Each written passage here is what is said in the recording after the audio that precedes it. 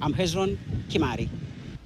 Right now, the Horticultural Crops Directorate undertook avocado field survey from the 7th to 12th January 2024 to ascertain maturity indices and volumes of the avocado fruit in major production zones. Now, the fruits were deemed insufficient, then thus necessitating an extension of restriction on avocado shipment by sea. Now, the Directorate has established improvement in maturity of the avocado fruits in major zones and has directed as follows. As you can see on your screen, number one, the harvesting of avocado for export will be opened on 1st March 2024. That is a couple of weeks away. And number two, all export produce will be subjected to inspection by FA and HCD inspectors rather. Now, number three, the export of Hass and fertile varieties of avocados will continue but limited to a maximum of 184 grams. And number four, all exporters are required to submit a list of their horticultural produce marketing agents or suppliers before 26th of February 2024, that is this year. Look at the next slide where we have exporters are required to strictly transact with marketing agents with valid registration permits, and also exporters or their agents found transporting avocados without crates or open pickups, trucks, or Probox vehicles, contrary to the horticulture regulations, shall be penalized. And lastly, all avocado dealers should take full responsibility of production and post-production processes to guarantee compliance to regulatory and market requirements. So those are some of the regulations that have been put in place by the Agriculture and Food Authority with regards to export of avocados, and we've seen that it's going to start from the 1st of March, and they're going to look at all those requirements, and we've seen also there that they've said the exporters need to be transporting the avocados using crates and not just laying them on trucks or Proboxes and also putting them in sacks. All right, so therefore, with all this in place, and speaking about exports also, we're joined by our very own Onchari Oyeo, who is the CEO Center of African Progress, that is CAP. Thank you so much for joining us on Business Today. Thank you. All right, so with your expertise in international trade and the different aspects when it comes to how we trade with other different countries, in terms of the gaps within imports and also, first of all, exports, where we export to, what is it that we are missing? I think the missing element is for value addition. That is where most of the time we don't have what's needed out there. We have raw materials, okay? So what might be needed by other countries is not found in our markets. So that gives us a very, very weak bargaining ground when it comes to global business. So we have raw materials. You go to a place like the United States, you go to the UK, you go to France, they don't need what we have here.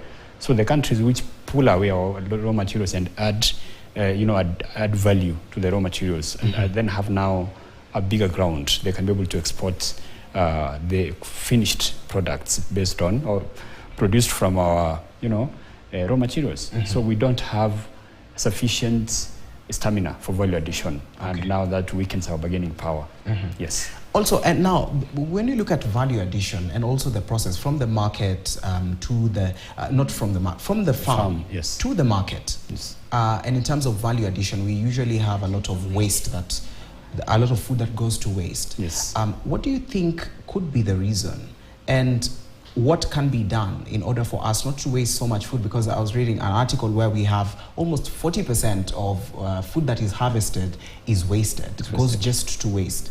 And maybe they reach the export center at the airport, and then from the requirements, they are just thrown away. They say, okay, this one is not suitable, this one is not suitable. So the ones that are thrown away, where do they usually go? Sometimes, they're just discarded. Sometimes they're carried back to the farms where they act as manure. Sometimes they're used as animal feeds. But the problem is the government has failed to actually empower our farmers so that from the farm, they're given the skills they need to take care of their produce in the right way so that we don't have so much waste. Like you noted, 40% of this product turns out to be waste, which is now a mess when it comes to the amount of money that has been used to produce all this. Talk about fertilizer, talk about labor, and the promise of the produce itself to the farmers. It's frustration. So we don't have, at some point after independence, we had this extension, agriculture extension advisors who would go to the farms, talk to our farmers, advise them on how to handle produce. so that we could minimize waste. So that has actually disappeared completely. So farmers, most of the time, are on their own. And we have the private investors in terms of skill transfer from the so-called experts to the farmers. Now, the kind of skills they give are not inspected. So I can pretend to be an expert in farming, for example, for poultry farming, I come and tell you, I want you to buy this kind of multivitamin, give it to your chickens. By the time you take them to the market, they're not up to standard, they're not what's needed. So what happens? They turn out to be waste. Yes. So the government has to actually be involved so as to make sure the produce the farmers eventually land in the market are not so much prone to being discarded or thrown away as waste. And it's not just about farm produce. We have so much. We have, most African countries have oil, others have various types of minerals. And I think it's only South Africa which has gotten to a point where they can transform their minerals from raw minerals to what? To some products like rings and stuff like that, for the case of what? Diamonds and gold. Yes. Most African countries just sell the raw materials. If you go to DRC right now, they have lots and lots of mineral deposits. Talk about coltan, talk about diamond, talk about gold.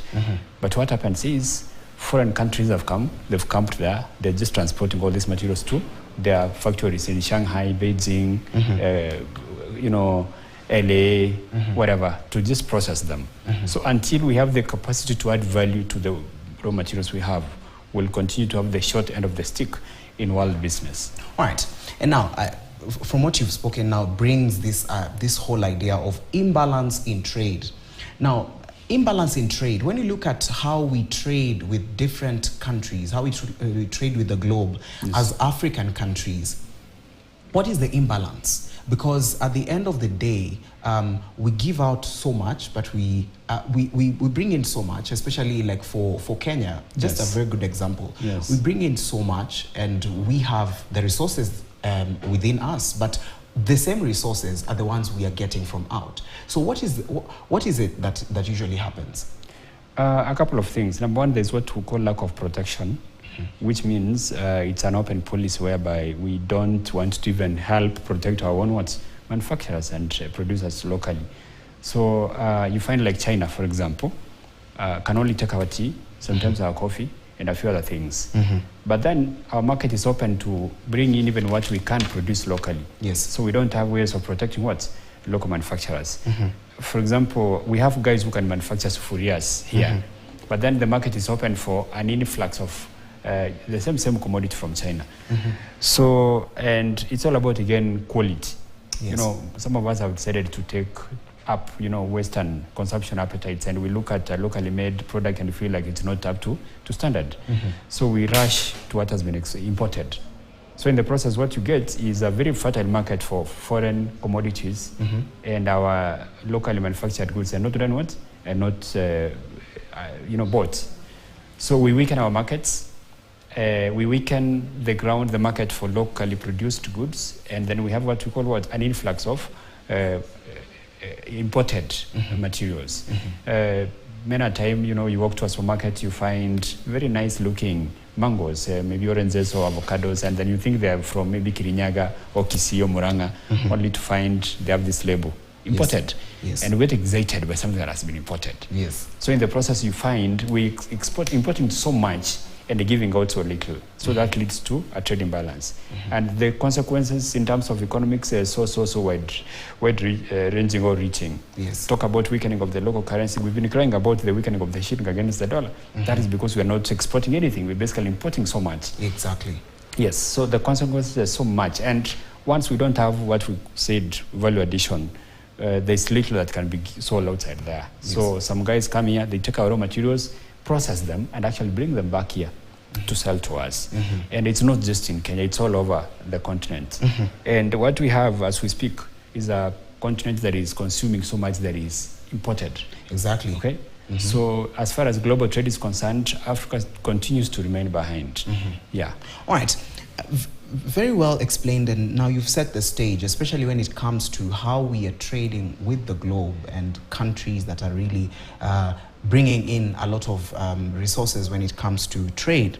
And now, when you look at PMCs in business, first of all, and the Wagner Group, When you look at all this, because these words are usually there, they're thrown all over there. So first of all, let us understand, Yes. when you talk about PMCs in business and also the Wagner Group, especially when it comes to the trading with Russia, Africa trading with Russia, what are we talking about? First of all, a PMC stands for private military company.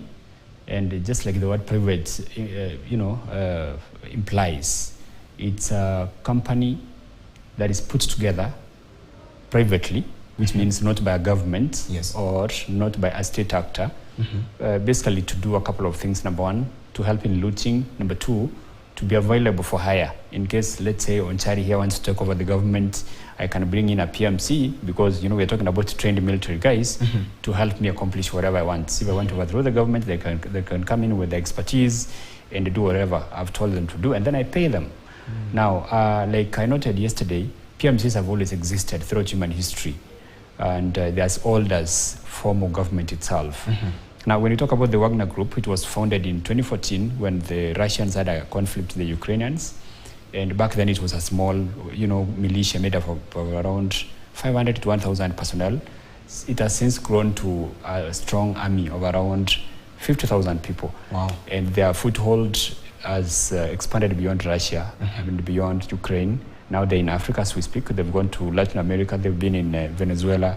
They've gone to Asia. And they're all over now as we speak. The numbers have gone up. And there was a landmark confession by the Russian president, Putin himself, in 2018 when he said that the money the Wagner Group has been using to operate was actually from the Russian government. He admitted the Russian government had funded them up to $1 billion. So he basically came out and owned the group and said, yes, it's run by the Russian government. And recently they formed a wing of the Wagner Group called the African Cause. So it's been given this diplomatic face, so they can be sent to various parts of the continent to accomplish whatever the Russians want in the name of a diplomatic outreach by the Russian Federation. Yes. All right. And now, having such a group, and now that you've mentioned they are all over, and there are like 50,000 of them, they might be even more. Yes. All right. So what risk does this pose to businesses within Africa? For the Africans, of course, a couple of consequences, negative consequences. Number one, we're going to see widespread loss of raw materials because these guys have been welcomed by what we call suspect or opaque governments, governments which do not want to be scrutinized or questioned by their citizens. Yes. So when they come in, they provide protection for the so-called dictators, and in return, these guys are paid in form of diamonds, gold, oil in some cases, and other, precious stones. So these materials, the raw materials Africans have always pegged their hopes on in terms of economic transformation, will be looted and taken to Russia. As we speak now, so much of it has happened. The protection which was given to the Central African Republic dictator, was paid for in minerals. They went, they took control of the minerals there, and they've been siphoning all this gold and diamonds to Russia. You go to Mali, same story. You go to Libya, same story. You go to Sudan, for the advice they were giving to this guy from the RSF leader. So they get paid through our resources. Then number two, talk about circumventing of the normal business channels, instead of direct trade, for example, between Libya or Sudan and Russia. These materials will be taken into Russia through other methods. Yes. So the country ends up losing, right? And then, of course, now there's what we call a total decimation of the formal structures, which is supposed to develop when we have what we call free trade. Yes. Yeah, so it's not a case of gold is mined from a particular, mine, loaded into ships, taken to Russia. So the normal process of from the guys who are mining, maybe to some store somewhere, processing, and then guys are paid in the process, they make money. That is going to be completely destroyed, right? So the chain becomes shortened. It's from the mine, ship, Moscow. Yes. Yes. All right. Now, with these movements, and as you've explained, and when we look at African countries, of course, minerals, very rich in minerals, and that is basically what we peg our most of our companies on. Yes. And when it comes to oil, the way when you started the conversation, you spoke about oil.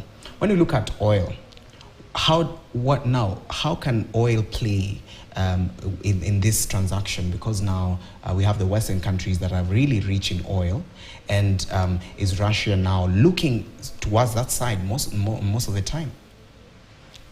Oil, of course, has been a very significant commodity in global trade for the longest time, and Africa has been actually rising in terms of its position because of the discovery of oil in so many countries. We're talking about oil in Kenya, we're talking about oil in Uganda. Yes. Something we didn't even expect.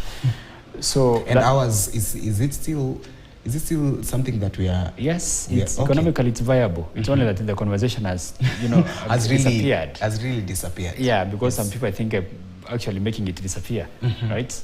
Yeah, oil moves hand in hand with chaos. In countries where there's oil and there's no strong democracy, strong government, there's always chaos.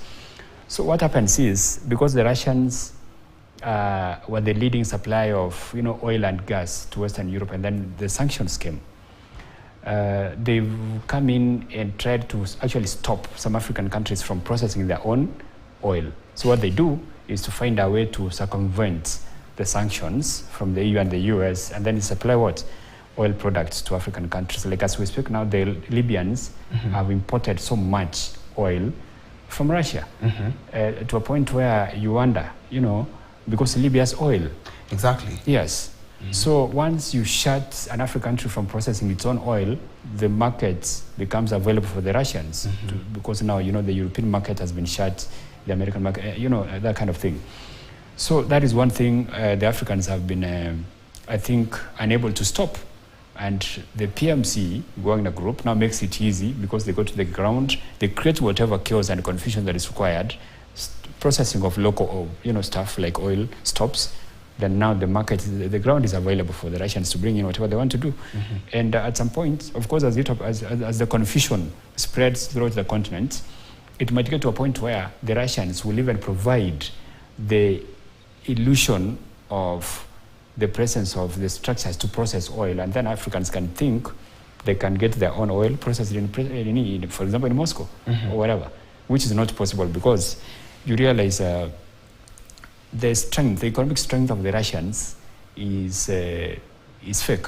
It's not something, just like its military strength. We expected them to move into Ukraine, crush Ukraine very quickly, move out. Yes. But it's an operation that has taken close to 3 years now, and the Ukraine has not broken, as we got in as much as, of course, we know the Americans and the Europeans, Western Europeans have supported Ukraine, but we expected more from Russia. Yes. So they don't have the capacity to actually support African economic transformation, but we have some African leaders who don't understand that. And my prayer is they get to realize it very quickly and then stop welcoming these guys in the name of, Wagner Group for whatever protection or business they think they can get. All right. Yes. Onchari, we're just going to pause it right there. Yes. And I believe we also have very many things to speak about, especially when it comes to BRICS. We understand everything about BRICS now that we've spoken about other African countries not understanding this whole idea. So we're going to take a short break, but when we come back, we're going to understand about BRICS. We're going to understand why it's not going to be able to work. Onchari will give us his perspective, so don't go too far.